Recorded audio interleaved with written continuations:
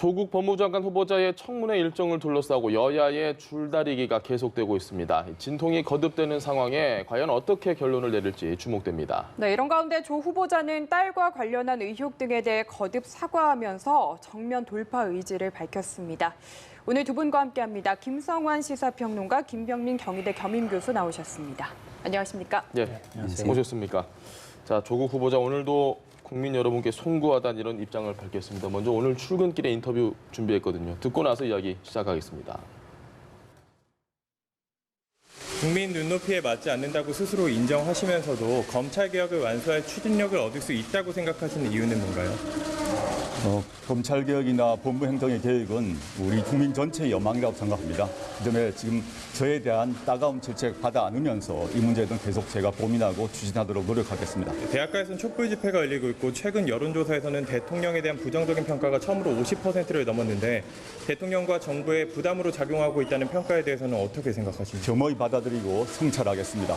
과거 특정 장관의 딸 특채 의혹을 파리에 비유하셨는데 지금 현재 후보자님께 처해지는 비판이 과도하다고 생각하십니까? 과도하고 생각하지 않고요. 겸허히 받아들이고 그 사실관계는 추후 인청에서 제대로 밝히겠습니다만은 현재 저에 쏟아지는 비판 달게 받겠습니다. 네, 딸 의혹과 관련한 보도를 SNS에 꾸준히 올리고 계신데 그럼 딸 의혹과 관련해서는 문제가 없다는 취지로 보면 됩니까? 제가 상세한 내용을 밝힐 수 없기 때문에 최소한의 사실관계를 밝히는 차원에서 제가 올리고 있습니다. 양해해 주십시오. 네, 요즘 거의 한 2주 정도 출근길에 조국 후보자 이야기를 저희가 들으면서 여러 가지 이야기를 하고 있는데 일단 지금까지 의혹이 나오고 해명을 하고 또 의혹이 나오고 이런 일련의 과정들을 좀 어떻게 총평을 해주시죠? 사실은 저는 좀 타이밍을 많이 놓쳤다고 생각합니다. 조 후보자가요? 네. 예. 그러니까 처음 이제 딸 의혹이 제기가 됐을 때 그때 빨리 판단을 좀 했었으면 어땠을까. 사실 자식 문제는 부모 뜻대로 잘 안 된다 그러잖아요. 예. 네. 그러니까 자식과 관련되어 있는 문제에서 자식이 좀 더 잘 됐으면 하는 부모의 마음으로 여러 가지 잘못된 일들을 했다라고 빨리 사과를 했었으면 지금의 논란을 조금 더 줄일 수 있지 않았을까 이런 생각을 하는데요. 예. 그러니까 저는 조국 후보자가 지금 두 명의 조국과 싸우고 있다고 생각하거든요. 예. 그러니까 한 명의 조국은 과거에 공정과 정의를 외쳤던 조국의 모습일 거고요. 예. 또 한 명의 조국은 사법개혁을 완수할 수 있는 법무부 장관으로서의 조국이라고 생각합니다. 예. 그러니까 아마 국민들께서도 특히 이제 지지자들도 마찬가지고 그렇지 않고 지지하지 않는 분들도 마찬가지일 거예요. 그러니까 조국이라고 하는 사람이 앞으로 그 사법개혁을 얼마나 잘 추진할 만한 사람인가.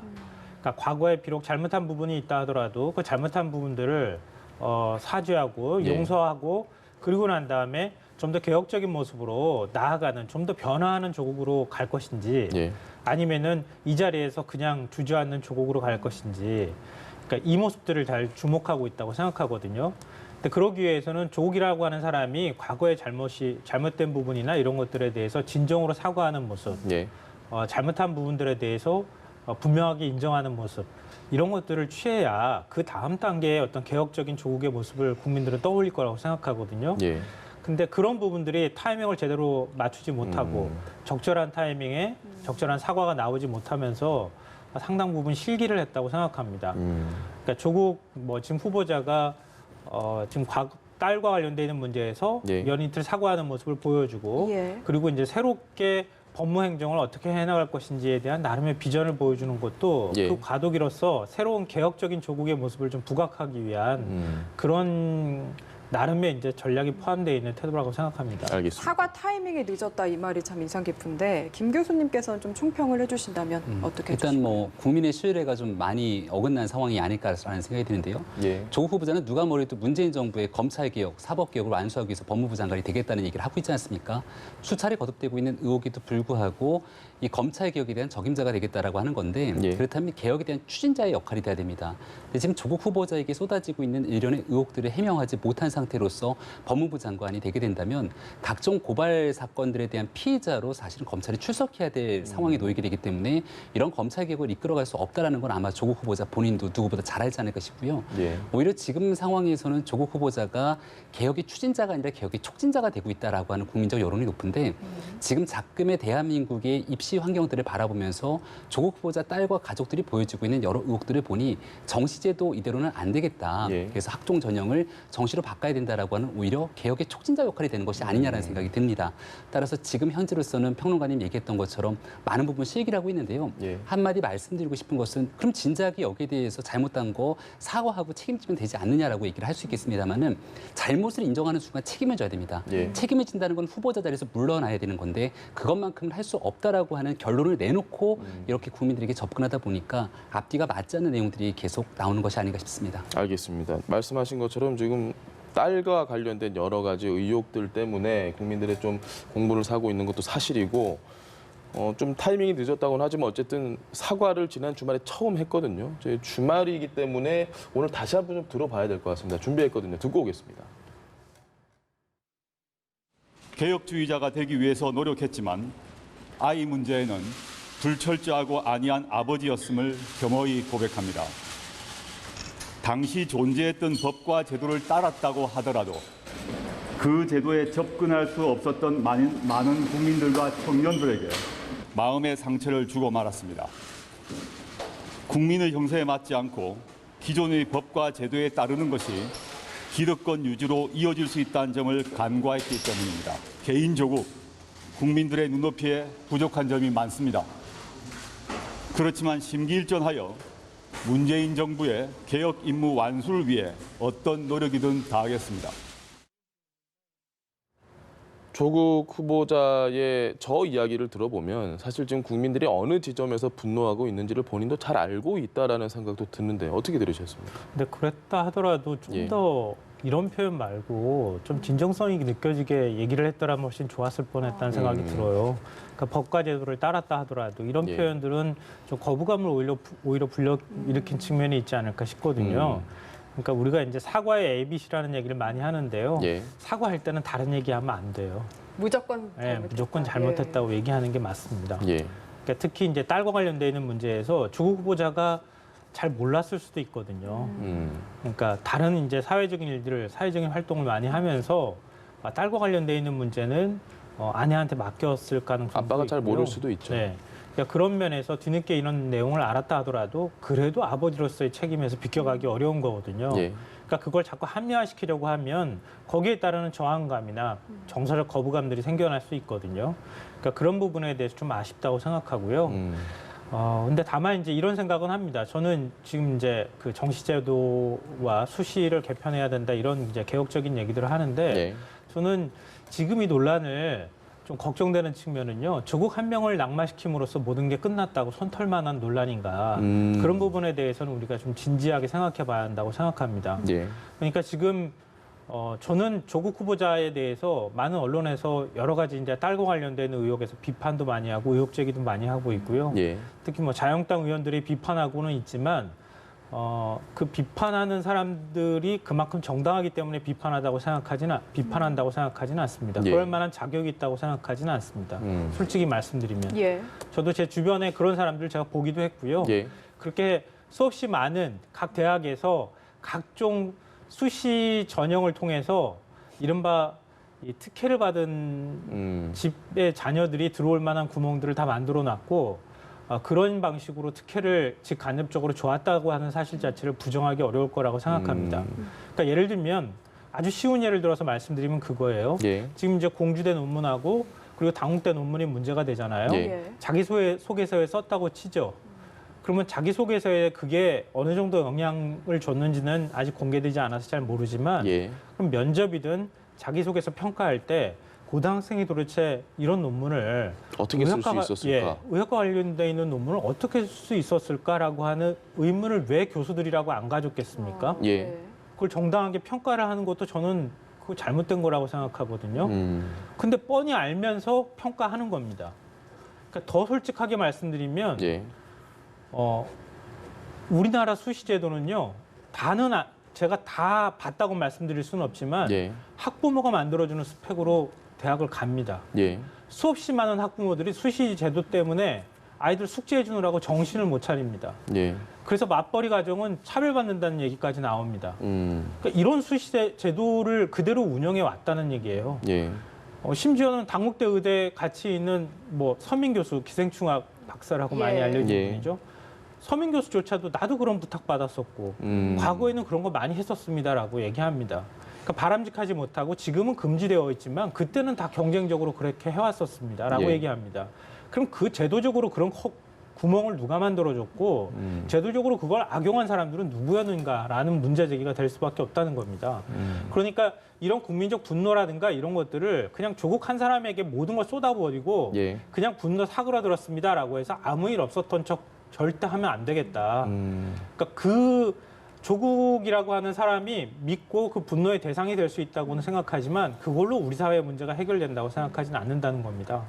그러니까 그 개천에서 수없이 많은 사람들이 용이 되려고 올라가고 있지만 예. 결국은 소수의 용이 된 사람들이 이 나라를 만들어 오고 그 용이 된 자녀들이 다시 또 용이 되게 만드는 이런 좀 잘못된 구조로 이번 기회에 좀 뜯어 고쳐야 한다. 그런 에너지로 좀 바꿔줘야 한다고 생각합니다. 알겠습니다. 조국 후보자가 딸과 관련해서 사과를 했다. 그에 대해서 여러 가지 의견 주셨습니다. 김 교수님 어떻게 보십니까? 그러니까 뭐 말씀하셨던 것처럼 이 입시 제도에 관련된 문제에 대해서 조국 후보자뿐만이 아니라 한국 사회가 갖고 있는 누적된 교육에 관한 적폐들을 들여다볼 필요는 반드시 있습니다. 예. 근데 국민들이 왜 이렇게 조국 후보자에 분노하는가에 대해서 좀 놓치지 말았으면 하는 지점이 있는데요. 지금 조국 후보자가 단순히 고등학교 때 있었던 일과 이로 인해서 입시 제도에 관련된 고려대학교 입학에 관련된 일들 때문에 청년들이 분노했다고 보기는 어려운 측면이 있습니다. 예. 그로부터 이후에 서울대학교 환경대학원에 입학을 하게 되고 두 학기를 채 다니지 않고 있는 채로 예. 부산대 의전원으로 다시 들어가게 되는데요. 이 두 학기를 채 다니지 않았던 기간 동안에도 800만 원이 넘는 장학금을 지급을 받게 됩니다. 예. 그리고 지금도 서울대학교 내에서 도대체 누가 어떤 경위로 두 학기 동안 단 한 과목밖에 듣지 않았던 조 후보자 딸에게 장학금을 지급하라고 추천했는지를 확인하지 못하고 있다라는 얘기가 나오고 예. 있습니다. 서울대학교 환경대학 원장이 SNS에 올린 글 때문에 이 분노들이 더 촉발되고 있는 상황인데 누군가에는 서울대학교 환경대학원이 인생의 전부인데 그 자리를 빼앗는 것도 모자라서 이렇게 등록금까지 가져가는 문제를 제기한 바 있죠. 예. 그로부터 부산대학교 의학전문대학원으로 입학하게 되는 과정 속에서 주민등록번호를 변경했다라고 논란이 제기되고 있고 예. 또 입학하고 난 뒤에는 두 차례 유급에도 불구하고 장학금을 받게 된 여러 가지 논란들이 계속 이어지고 있다 보니까 오늘자 서울대학교 대나무숲이라고 하는 익명 게시판에는 예. 아버지를 잘 만나면 스펙 무한 리필이라고 하는 글이 올라왔다는 겁니다. 그러니까 이런 총체적인 일들이 어느 한 공간에서만 일어났으면 그때 그런 부분들이 있었고 여기에 대해서 아버지가 자녀의 교육 문제에 대해서 크게 관여하지 못했던 측면이 있겠구나라고 넘어갈 수 있는 여지가 있을지도 모르겠습니다만은 전체적인 인생을 살아오면서 고등학교에서 대학교, 대학교에서 대학원, 대학원에서 의학전문대학원으로 넘어가는 전체적인 과정에서 부모의 도움 없이 이런 애들이 가능했을까라고 하는 의구심이 존재하고 그 중간중간에는 조국 후보자의 모습까지 아른거린다라는 게 대중의 지배적인 평가가 아닐까 생각이 되는데요. 예. 이 정도 상황까지 오게 됐다라면 사실상 개혁을 추진해 나가기 위한 국민적 신뢰를 얻지 못하고 있는 상황에서 도대체 왜 문재인 정부에서는 조국 후보자에 대한 미련을 놓지 못하는지 여기에 대한 의구심이 더 증폭되는 건 아닐까 싶습니다. 지금 알겠습니다. 마지막에 말씀하신 그 내용을 좀 여쭤보고 싶어요. 왜 조국 후보자를 고집하는 건지, 뭔가 검찰개혁의 적임자는 조국 후보자밖에 없다라는 처음의 이야기 때문에 그럴까요? 어떻게 생각하십니까? 뭐 검찰개혁의 적임자라고 생각하는 측면도 있다고 생각하고요. 그리고 지금 이 논란이 이른바 여권에서 바라볼 때는 뭐 여러 가지 이제 복잡한 감정이 깔려 있다고 생각하지만 예. 일단 첫 번째로는 위기의식이 발동하기 시작했다고 하는 측면을 좀 이해해 볼 필요가 있을 것 같고요. 또 하나는 이제 그 위기의식이라고 하는 게 결국 과도한 공격이라고 생각하는 것에 대한 어떤 거부감, 그 두 가지가 같이 있다고 생각하는데요. 과도한 공격이라고 하는 거부감이라는 건 무슨 뜻이냐 하면은 예. 뭐 흔히들 이제 과거 노무현 전 대통령 그 뭐 논두렁 시기의 사건과 예. 이번 건하고 이렇게 기사 건수가 몇 건이나 오는지 비교하는 그런 것들을 하더라고요. 네. 그런 것처럼 처음에 의혹 제기를 할 때 정말 무차별적이라고 할 정도로 굉장히 근거가 부족한 보도들을 많이 했거든요. 예. 뭐 어느 기자들한테 물어봐도 아마 그런 것들에 대해서는 아니다라고 얘기하기는 어려울 겁니다. 물론 보도를 해나가는 과정에서 완벽한 보도들만 나오기는 어려울 거예요. 예. 그러니까 의혹 제기가 무책임한 뭐 의혹 제기를 하는 보도도 있고 그렇지 않은 보도들도 있을 텐데 그러니까 언론의 보도를 보면은 상당히 많은 보도가 제가 볼 때는 전후 관계가 잘 맥락이 안 맞는 거라든가 예. 논리적인 부분에서 앞뒤가 잘 안 맞는 보도들이 굉장히 많이 나왔다는 거죠. 예. 그러니까 그러면서 사실은 한쪽으로 거의 매도하다시피 사람들을 막 공격해 가다가 그러니까 그러다가 마지막에 이제 딸 문제가 나온 거예요. 예. 근데 딸 문제 나오고 난 다음에 이제 확 분위기가 바뀐 거죠. 근데 분위기가 바뀌었다고 해서 애초에 의혹 제기를 했던 부분에 대해서 면죄부를 다 받는 건 아니거든요. 그러니까 그런 과정과 맥락을 좀 우리가 이해해 볼 필요가 있다고 생각하고요. 뭐 흔히들 이제 비교해서 말하는 것처럼 앞으로 인사청문회 과정에서 선친의 비석 사진까지 찍어가지고 예. 공개를 할 정도면은 이 과연 인사청문회라고 할 수 있겠느냐 이제 이런 지적이 나오는 것처럼 저는 그 자유한국당에서 너무 과도하게 이 문제를 조국을 낙마시키기 위해서 예. 이전에 우리가 경험하지 못했던 방식으로 검증하려고 했다. 그리고 가족 문제까지 걸고 들어가거나 아니면 그 과정에서 너무 지나치다 싶을 만큼의 의혹 제기가 이루어졌다고 예. 생각합니다. 그래서 저는 좀 이 후과를 어떻게 감당할지 좀 걱정된다는 말씀을 좀 드리고 싶어요. 그러니까 앞으로 장관 인사청문회도 이렇게 고무줄처럼 사흘씩 늘립시다, 이틀씩 늘립시다 이런 방식으로 가게 되면요. 앞으로 만약에 예를 들어서 정권 바뀌었다고 생각해 보십시오. 그러면은 지금의 여건이 똑같이 공격할 겁니다. 예. 그때 가지고 뭐라고 할 겁니까? 그러니까 정치에 있어서 최대한 그 의혹 제기와 정치적 책임을 지라고 하거나 낙마를 하라, 뭐 중도 사퇴를 하라거나 이런 요구는 충분히 있을 수 있지만 예. 거기에서 더 나가게 되면 거기에 따르는 책임도 또한 따른다고 하는 사실을 좀 인정할 필요가 있다고 생각하고요. 둘째로는 이 약간 위기의식이라는 제가 표현 썼지만 예. 지금 야권에서 공격하는 게 과연 조국 한 사람의 자격론을 가지고만 공격하는 것이냐. 예. 그러니까 우리 국민적 정서에서도 그렇고 조국이라는 사람을 보면은 낙마해야 되는 거 아니야라고 생각하시는 분들, 정서적 거부감을 갖고 계시는 분들은 굉장히 많겠지만 조국을 집요하게 파면서 공격하는 데 있어서는 조국을 낙마시킴으로 인해서 문재인 정부의 국정 후반기에 힘을 빼고 예. 그리고 사개특위, 그러니까 사법개혁 문제를 제대로 접근하지 못하게 만들면 자연스럽게 정개특위 문제까지 넘어가게 되고 연동형 비례대표제까지 가지 못하는 그러니까 이런 그림까지 전체적으로 보고 지금 공격을 하는데 조국 한 사람에 대해서만 우리는 뭐 맞다 아니다라고 얘기하는 예. 게 그게 맞는 거냐라고 하는 그게 있는 거고요. 지금 일정하게 진보층이나 문재인 정부 지지층이 결집하는 현상이 전 조금 좀 나타나고 있다고 생각하는데요. 이 그 결집하는 현상이 나타나는 것은 바로 그런 공격에 대한 어떤 거부감이나 위기의식이 발동하고 있기 때문이다. 그러니까 이번 논란이 그냥 후보자 한 사람을 그냥 낙마하는 논란으로 끝나지 못하고 이렇게 계속 지리멸렬하다고 할 정도로 끝까지 물고 들어가는 것처럼 보이는 예. 이유가 바로 거기서부터 나오는 것이다라고 생각합니다. 알겠습니다. 조금 전에 김 교수님 청년들이 분노하는 이유에 대해서 좀 설명을 해주셨는데 주말 동안에는 대학에서 집회도 있었고요. 서울대 총학생회에서는 사퇴 촉구 처음으로 입장도 밝혔고 그런데 일각에서는 뭐 정치 세력과 뭐 이게 좀 연계된 게 아니냐, 결부된 게 아니냐 그런 문제 제기를 하는 분들도 있습니다. 이에 대한 생각은 어떠십니까? 일부에서는 참여를 독려하거나 주관하고 있는 청년들 일부가 한국당에 소속돼 있는 청년 당원이 아니냐라는 문제 제기를 하고 있고 예. 거기서 무관하지 않은 청년들도 분명히 존재를 하는 것 같습니다.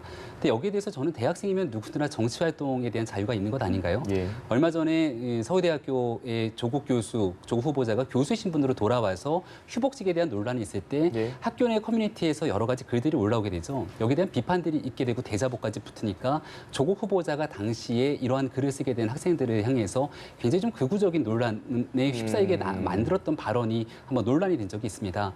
대학 내에서는 정당에 참여해서 한국당의 입장과 동등하게 같은 가치를 가지고 있는 학생들도 일부 있을 것이고요. 예. 그와 무관하게 조국 후보자가 보이고 있는 지금의 도덕적인 문제에 대해서 같이 분노하고 있는 사람들도 존재할 겁니다. 예. 근데 이와 같은 방식으로 접근하게 되면 2016년도에 촛불 집회는 애당초 있을 수 없는 일이었습니다.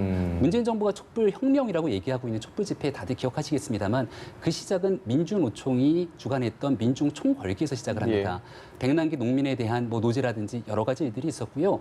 그런 과정 속에서 나의 정치적인 성향과 신념은 이런 진보적인 입장과는 전혀 다름에도 불구하고 당시 보여지고 있었던 최순실 국정농단 사건에 대해서 도저히 여기에 대해서 납득할 수 없다. 예. 그리고 여기에 대해 사과하지 않은 박근혜 정부를 향해서 이게 나라냐고 촛불을 들었던 수많은 사람들이 존재합니다. 저는 지금도 문재인 정부에서 촛불 개혁, 촛불 혁명을 얘기하면서 촛불이 오로지 문재인 정부를 탄생시킨 것이냐 얘기하는 것에 대해서는 예. 굉장히 비판적인 논조를 견지하고 있는데요. 살아있는 권력이 잘못하고 있을 때는 그 주체가 어디든지 간에 나서서 촛불을 들고 잘못된 것들을 항의하게 되는 게 대한민국의 민주주의 힘이었고 우리 국민들이 나타냈던 선진화된 모습이었습니다. 지금 대학가 입장에서도 매우 마찬가지 현상이 일어나고 있고요. 네. 한 가지 더 말씀을 드리면 얼마 전에 문재인 대통령이 참모들에게 90년생이 온다라고 하는 책을 다 선물했다고 하지 않습니까? 네. 그 책에도 정확하게 깜깜이 전형, 현대판 음소제라고 불리는 입시 전형에 대한 얘기를 하게 되는데 부모의 개입까지 늘어나 교수인 부모가 자신의 자녀 논문에 공저자로 들어가 있다 이런 구절까지 나와 있습니다. 교육부가 감사도 했죠. 그러니까 실제로 이 책을 받아든 청년들 입장에서는 공정이라는 키워드를 그토록 중요시 얘기하고 있는데 우리가 외치고 있는 공정이라는 키워드가 정치적인 편향성과 문재인 정부를 비판하는 반대 진영에 서 있기 때문에 이야기를 한 것이냐라고 목소리를 높일 수밖에 없는 것이고요. 이런 청년들의 공정에 대한 목마름에 대해서 문재인 정부가 응답하지 않는다라면은 결국은 386 기득권이라고 얘기하고 있는 과거의 세대 간의 단절된 논쟁으로 이 촉발되고 있는 정쟁의 한가운데에 끼어들게 되는 것은 아닌지 걱정과 우려가 커지기도 합니다. 그래서 어쨌든 각 대학에서도 뭐 신분증 검사도 하는 식으로 정치색을 배제하려고 많이 노력을 하는 것 같은데 네. 이런 거에 대해서는 좀 어떻게 생각하시나요? 그러니까 촛불 집회 의도가 순수하지 못하다고 얘기하면요. 과거 뭐 진보 진영이 뭔가 시위를 하거나 그럴 때 지금 자유한국당에서 주장했던 논리하고 거의 비슷한 논리를 얘기하는 네. 거 아닌가 싶습니다. 그러니까 이거는 2030 그러니까 지금 이제 젊은층 세대들을 좀 폄훼하는 거 아닌가 싶어요. 예. 그러니까 누가 정치적인 세력이 집회를 주도한다 하더라도 참가하지 않고 싶어 하면은 참가 안 하는 거죠. 그러니까 그 의도가 누가 먼저 시작했다 이건 별로 중요하지 않은 일이라고 생각하고요. 예. 공감하지 못하면 자연스럽게 그 촛불도 꺼질 수밖에 없을 겁니다. 그러니까 우리가 말하는 촛불 집회의 촛불이라고 얘기하는 그 촛불은요. 시민들의 자발적 참여로 인해서 만들어진 촛불을 얘기하는 것이고요. 정치색과 무관하게. 네. 예. 그러니까 거기에 그 우리 사회 뭐 흔히들 이제 그런 얘기 많이 하잖아요. 지금 뭐 지난 박근혜 정부 시절에 탄핵 촛불을 들었던 사람들을 예. 마치 누가 주도를 해서 네. 끌어모은 사람들인 양 오히려 지금 자유한국당에서 많은 공격을 해왔던 거였거든요. 그러니까 그런 식으로 좀 바라보지 않았으면 좋겠고요. 그러니까 대학에서 자발적 이런 움직임이 생겨나고 있다는 것은 그만큼 좌절한 청년들이 많다는 얘기고요. 왜 이 청년들이 좌절하고 있는가? 그러니까 아무리 노력해도 자기의 현실을 타파할 수 없다, 깰 수 없다고 하는 좌절감이나 분노감이 작동하고 있다고 생각하거든요. 그러니까 그럴 때 오히려 여권에서 그 에너지를, 그 분노를 더 끌어안으려고 노력해야 하는 게 정상이다. 그러니까 그 촛불을 든 사람들에 대해서 자꾸 공격하려고 하는 시도를 저는 하지 않았으면 좋겠습니다. 알겠습니다. 뉴스 보도 채널 앵커가 뭐 또 발언을 했는데 이 SNS인가요? 거기서 여러 가지 또 논란이 되고 있습니다. 이런 걸 보면 대학생들의 분노가 쉽게 잠재워지긴 좀 어렵지 않을까라고 예상을 해보는데 어떻게 보십니까? 네, 집회에 참가했던 청년을 보고선 반듯한 아버지 밑에서 자랐다라면 숫골 마이크를 잡지 않았을 텐데라고 하는 발언을 하지 않았습니까? 그러니까 여기에 대해서 반듯한 아버지라는 표현을 썼던 것, 결국은 이 청년이 아버지가 없는 것으로 드러났고 실질적으로 이러한 특정 성향의 집회에 대해서 숫골이라고 하는 발언을 쏟아낸 것도 부적절하다라는 얘기가 나왔고요. 결국은 본인 스스로도 SNS 통해서 사과를 했습니다. 물론 이 청년에게 직접 대면한 사과는 아니라고 얘기를 하고 있고요.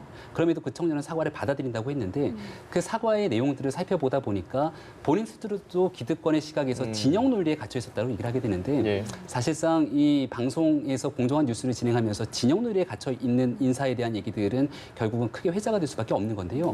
이게 과연 그 앵커 혼자만의 얘기겠는가라고 하면은 그 진영 논리에 자꾸만 저는 눈이 가게 됩니다. 왜냐하면 이회수 소설가가 이 사건에 관련해서 이명박 박근혜 정부에 비하면 조족지혈이다 얘기를 했고요. 범여권 인사라고 좀 볼 수 있는 진보 진영 계열이라고 볼 수 있는 김민웅 교수 같은 경우는 적폐들에게 조국을 먹잇감으로 넘기겠다는 자들은 그가 누구든 이제는 적이라고 표현을 하기도 했습니다. 지성용 신부 같은 경우는 역사의식, 공동체에 대한 이 공감 능력이 전무한 이기적인 녀석들이라고 청년들을 폄훼하기도 했고요. 우리가 청년들의 공정성에 목마름이 있었다라고 얘기하는 것은 바로 얼마 전에 있었던 평창 동계올림픽으로 거슬러 올라가도 그대로 드러납니다. 당시에는 여자 아이스하키 단일팀이라는 게 남북 간의 관계를 극복하고 민족주의 정서를 함양할 수 있는 굉장히 큰 대의명분이 있다고 정부는 이야기했지만 청년들 입장에서 바라봤을 때는 내가 열심히 노력했던 기회를 박탈하게 되는 부분들을 정부와 국가가 개입하는 것에 다름 아니거든요. 그러니까 그런 측면에서 청년들의 마음가짐을 이해하지 못하고 이 모든 것들은 대의 명분이라고 하는 큰 틀에서 정치적인 논리로 접근하는 순간 청년들의 마음을 전혀 헤아리지 못할 겁니다. 따라서 마지막으로 거듭 말씀드리고 싶은 것은 조국 후보자가 과거에 벌여왔다라고 하는 의혹들에 대해서 청년들의 공정을 위반한 점이 있는지 없는지에 대한 명확한 사실관계 확인이 이루어지게 되면 이 문제는 아주 깔끔하게 정리될 거라고 생각합니다. 네, 알겠습니다. 여론조사 이야기도 좀 해보시죠. 지금 한국 리서치에서 결과를 냈는데 조국 후보자가 법무장관 수행에 적합하냐 부적합하냐를 물었습니다. 부적합이 48% 나왔고 적합이 18%. 그리고 눈에 띄는 게 판단 유보가 34% 나왔거든요. 어느 부분이 가장 주목되시나요? 일단 판단 유보가 이렇게 높게 나오는 경우는 극히 드물거든요. 청문회 보고하겠다는 얘기일까요? 저는 그런 의도가 있다고 생각합니다. 그러니까 이 판단 유보가 굉장히 중요한 수치라고 생각하거든요. 예. 그러니까 보통의 경우에는 우리가 무응답층 뭐 이렇게 얘기도 하고 이쪽도 아니고 저쪽도 아니다 뭐 이렇게 얘기할 때 뭐 중도층 이렇게 표현하는 그런 이제 조사 결과를 봐도요. 아무리 많이 나온다 하더라도 보통 한 20% 정도 앞뒤 정도가 나오거든요. 그러니까 이런 높은 수치를 보이고 있다고 하는 것은 일단 조국 후보자가 이 문제에 대해서 어떻게 해명하는지 좀 지켜봐야 되겠다고 하는 생각들을 하고 있다고 생각합니다. 예. 그러니까 사실은 인사청문회가 좀 열릴 필요가 있다고 생각하고요. 예. 네. 지금 속보가 좀 들어왔는데요. 아까 한재 기자 국회 연결했을 때만 해도 이제 법사위 간사들이 여러 가지 협의를 하고 있다고 했는데 지금 9월 2일부터 3일 이틀간 실시를 하기로 합의를 했다는 이야기가 전해지고 있습니다. 뭐 이 정도면은 예상한 대로라고 생각하십니까? 이틀. 이것도 뭐 과거 관례하고는 국무총리하고 비슷한 예. 국무총리가 보통 이틀 했기 때문에 장관 청문회를 아마 이틀 하는 건 거의 초유의 일이 아닐까 싶어요. 근데 그렇다 하더라도 지금 여권 입장에서 이걸 안 받아들이긴 굉장히 어려웠을 거라고 생각합니다. 예. 그러니까 그만큼 사실 조국 후보자에 대한 국민적 저항이나 아니면은 좀 비판 여론이 높다고 하는 걸 보여줄 수 있고요. 예. 그리고 이제 여권 입장에서도 제가 볼 때는 마냥 조국 후보자여야 한다고 생각하지는 않을 거라고 생각해요. 예. 그러니까 당내에서도 좀 불편한 목소리가 나온다고 하는 얘기가 있고, 그리고 개혁을 좀 지지한다고 하는 층 내에서도 예. 최소한 조국 후보자의 얘기를 좀 마지막으로 듣고 판단하겠다고 하는 층이 꽤 많이 있을 거라고 생각합니다. 이거는 그러니까 제가 앞서 말씀드렸던 것처럼 사모펀드에 관한 부분, 예. 그리고 그 운동학원과 관련돼 있는 부분, 이게 사실은 가족들하고 다 얽혀 있는 문제거든요. 굉장히 복잡합니다. 네, 이렇게 가족들하고 왜 그러면 이렇게까지 얽힐 수밖에 없었는지에 관한 예. 기본적인 가족사가 거기 안에 들어가 있어야 하는데 지금 가족사에 관한 부분에서 명쾌하게 해명이 잘 안 되고 있어요. 그러니까 최소한 그런 내용은 좀 들어보고 난 다음에 판단하겠다고 하는 그런 유보층이 한 34% 정도 나오고 있다고 하는 거죠. 예. 그러니까 이번에 인사청문회 이제 이틀 개최하기로 합의한 네. 것처럼 제가 볼 때는 조국 후보자에 관해서 여권에서 그만큼 기대가 컸던 만큼 예. 최소한 인사청문회에서 조국 후보자가 어떻게 해명하는지 지켜보고 국민의 여론 흐름이 어떻게 되는지까지 지켜보고 난 다음에 최종적인 판단을 하면 어떻겠는가라고 하는 의견들이 꽤 있지 않을까 싶습니다. 알겠습니다. 어쨌든 뭐 시점이나 시기나 예상은 했지만 그래도 한국당 주장이 많이 받아들여진 결과인 것 같은데 좀 평가를 해주실 수 있을까요? 그러니까 민주당 입장에서는 8월 30일 안에 하루짜리 청문회를 고수했습니다. 예. 만약 한국당이 이를 받아들이지 않으면 국민 청문회를 하겠다라고 얘기를 했고 여기에 대한 추진까지 진행했던 거로 알려져 있는데 사실상 정의당마저도 이런 국민 청문회에 대해서 등을 돌린 상황이었거든요.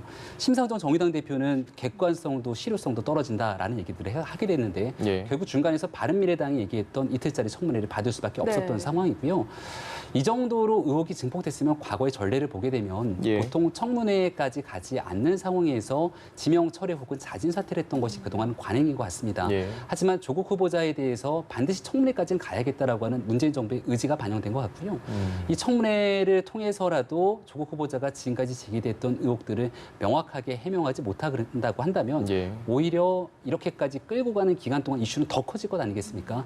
문재인 정부를 향한 부담감은 훨씬 더 늘어날 수밖에 없는 것 아닌가라는 생각이 듭니다.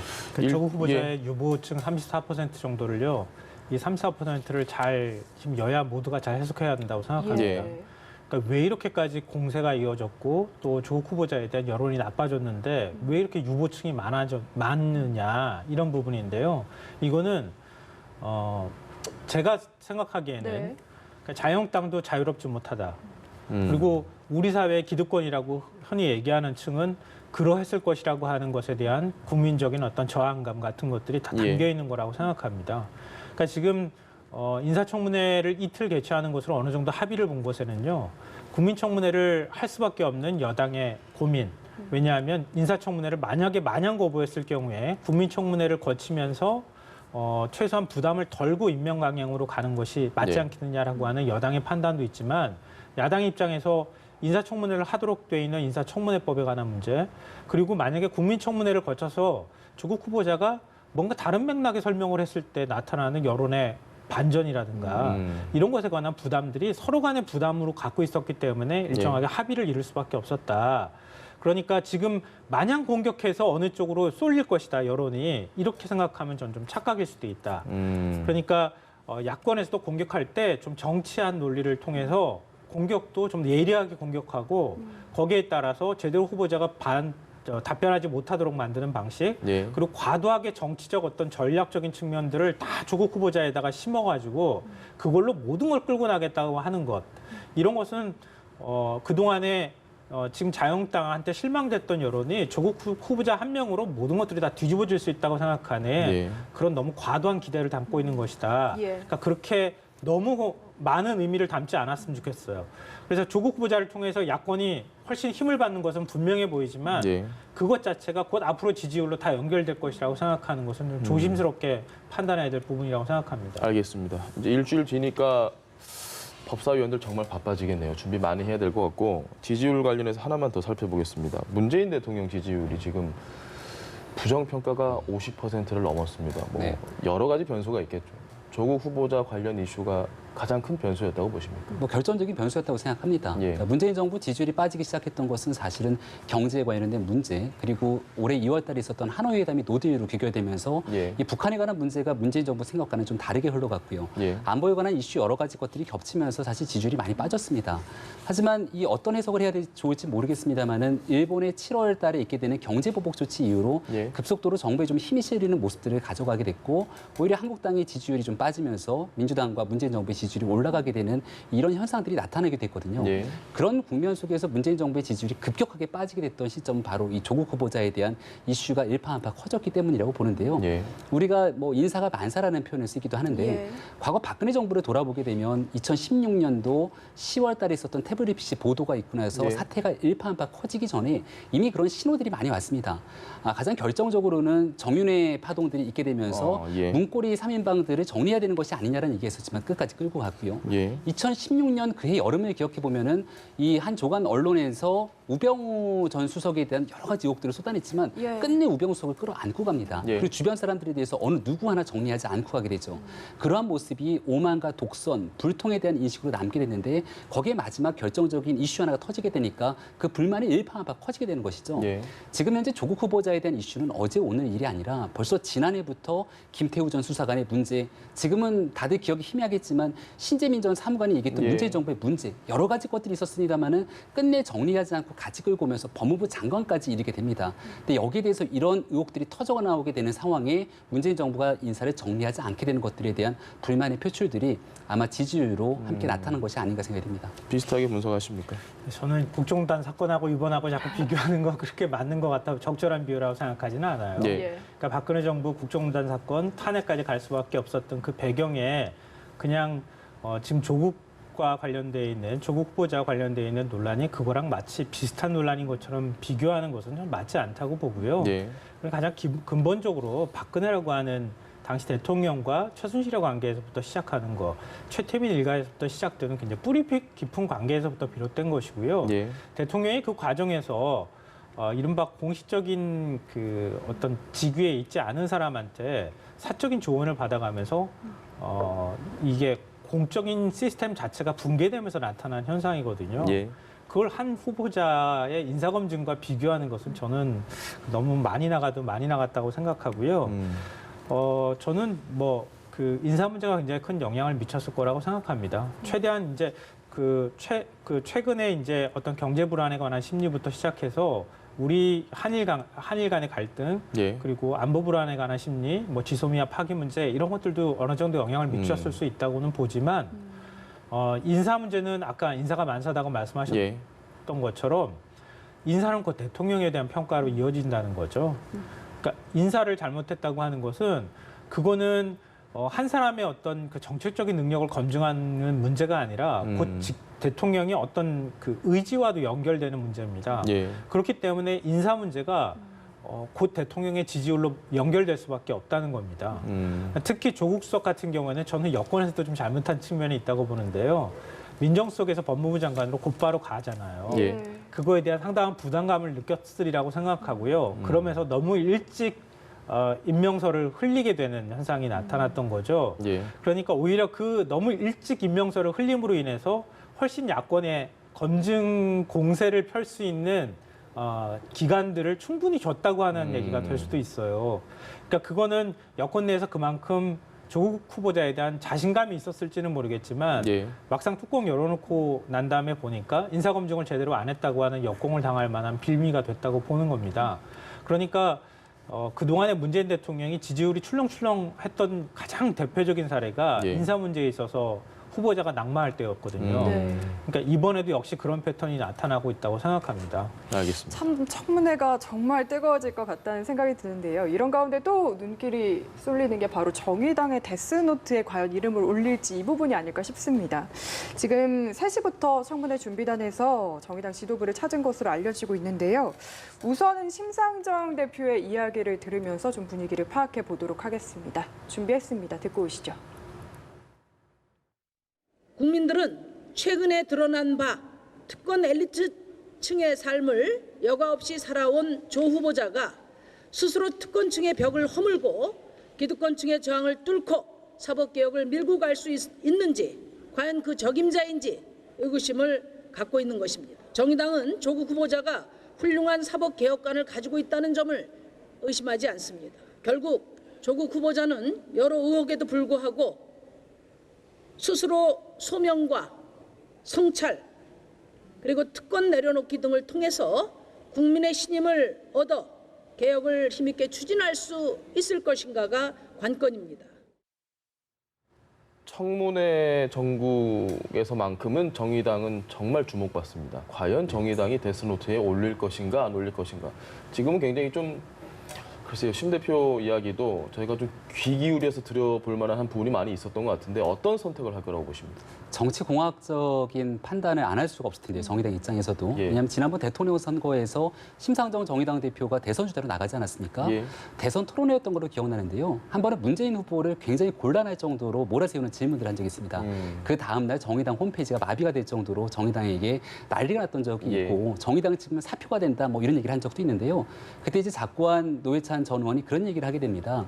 정의당 측면 사표가 된다고 얘기하게 되는 건 대형마트 제품 먼저 사고 동네 구멍가게 제품은 나중에 팔아도 된다는 얘기 아니냐라고 예. 강하게 맞섰던 적이 있는데요.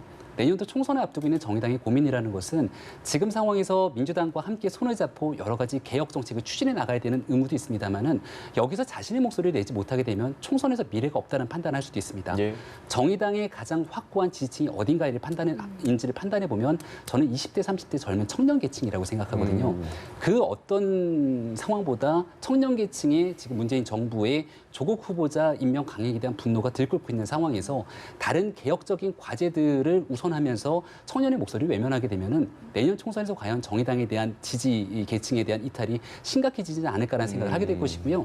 많은 정치 공학적인 판단 속에서 제일 중요한 건 정당의 생존에 관한 문제이기 때문에 예. 정의당의 가치와 철학을 바탕으로 공유하게 된다면 저는 데스노트에 올리지 않을까라고 조심스럽게 올릴 전망합니다. 것이다. 네, 같은 질문 드리겠습니다. 그러니까 올라갈까요? 똑같이 올린다 그러면 재미가 없어요. 예.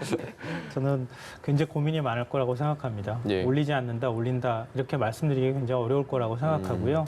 정의당 입장에서 데스노트가 왜 우리가 그동안에 주목을 많이 하고 예. 지켜봤겠습니까? 진보의 마지막 남은 그 도덕성을 네. 최소한의 어떤 도덕적인 기준을 정의당이 제시했기 때문에 네. 그렇다고 생각하거든요. 근데 지금 이제 정의당 네, 입장에서 저희가 잠시만 이야기를 끊고요. 예.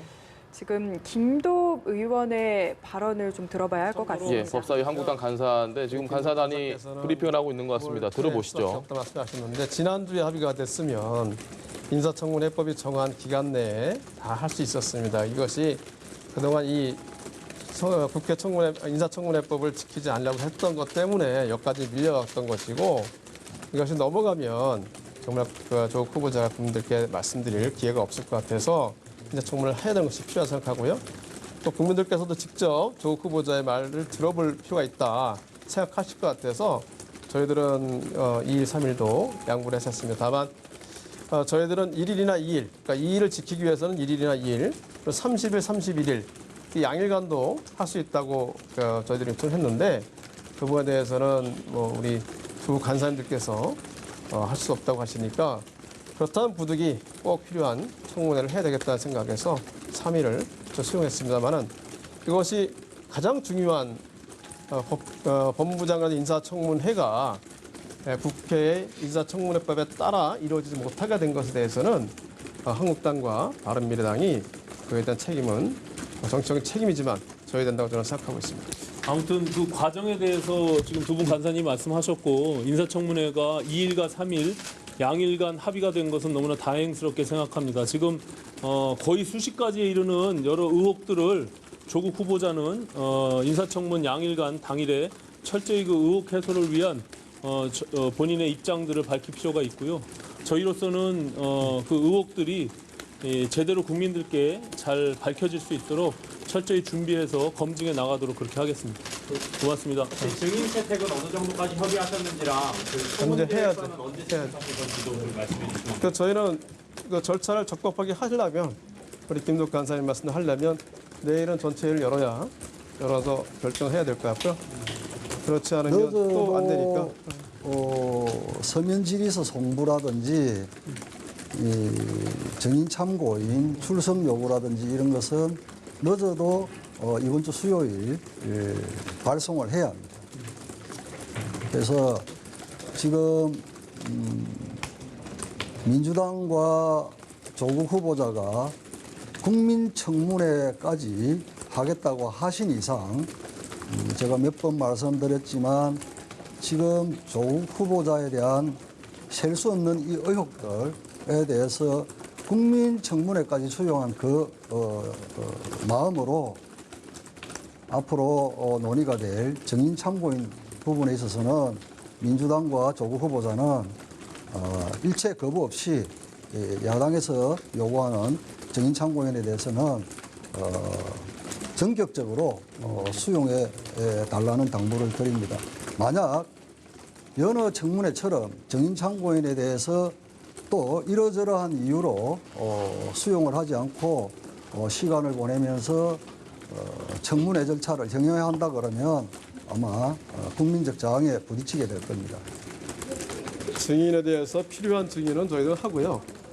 그렇지만 또 지금까지 관례해봐서 정치적 공세에 따른 공세로 보이는 증인들도 많이 있었기 때문에 미리 단정해가지고 얘기하는 건 곤란하고요. 증인 필요한 경우, 의혹을 해소하기 위해 필요한 증인의 경우에는 저희들이 당연히 채택을 해서 청문회에서 직접 확인해야 되는 것은 맞다고 생각합니다. 근데 그것을 미리 단정해서 뭐 야당 요구하는 증인들을 다 해야 된다 이렇게 하는 것은 좀 말이 좀 안 되는 얘기고요. 또 지나친 요구를 하는 건 간사님, 김국 간사 잘 알 겁니다. 전제가 붙었잖아요. 제기된 의혹을 해소하기 위한 증인 참고인이라고. 자, 이제 됐죠? 그럼 내일 전체 회의를 여셔서 청문 계획서 채택하시고 증인 부분을 아니에요. 저희는 증인 참고인이 협의가 돼야만 전체 회의를 낼 수 있는 거예요. 오늘 증인 관련해서 협의하신 건 없어요? 오늘 날짜 잡는데 청문 기일 잡는데 지금 법사위 간사 한국당, 바른미래당, 민주당 이 세 명의 간사들의 이야기를 좀 들어봤는데요. 저희가 일정 합의에 대한 이야기는 속보로 전해드렸는데 구체적으로 어떤 이야기를 했는지 이런 부분을 좀 저희가 들어봤습니다. 사실 일정에 대한 합의를 했다라는 건 반가운 소식이긴 하지만 지금 내용을 자세히 들어보면 웃고는 있지만 앞으로 합의해야 될 것들이 너무 많습니다. 뭐 증인 채택, 서면 질의 쉽지 않을 것 같은데요. 어떻게 보십니까?